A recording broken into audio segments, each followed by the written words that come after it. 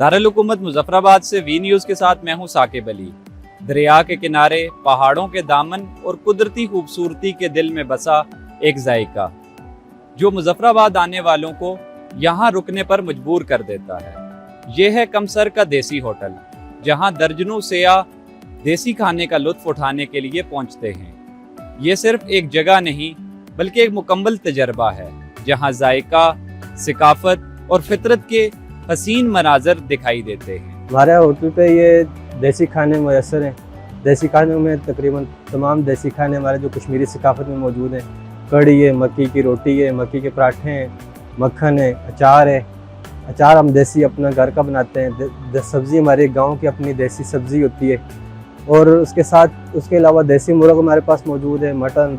जिस तरह का भी कोई खाना इधर हमारे पास लेना चाहे, हमारे पास ताज़ा खाना आपको मिलेगा।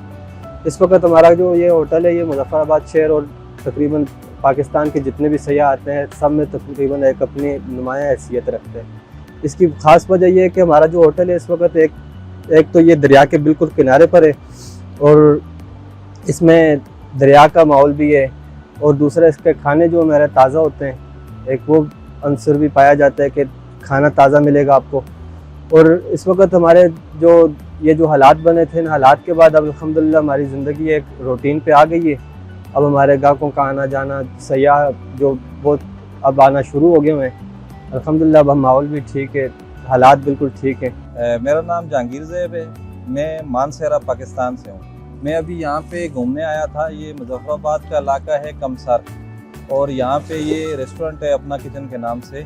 माशाल्लाह यहाँ पे अच्छा खाना मिलता है, देसी खाना मिलता है, और टूरिज़म भी स्टार्ट है। काफ़ी भाई हमारे आ रहे हैं। जिस तरह से ये अफवाहें चल रही थी कि हालात ख़राब हैं या कोई इस तरह के मसाइल हैं, अल्लाह ना करे ऐसा कुछ भी नहीं है।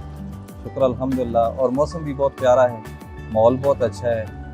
मेरी भाइयों से जो है ना रिक्वेस्ट होगी सारे दोस्तों से कि आप आएँ घूम निकलने। टूरिस्ट भाई जितने भी हैं, ऐसा कोई मसला नहीं है। यहाँ पे नीलों वैली का विज़िट करें।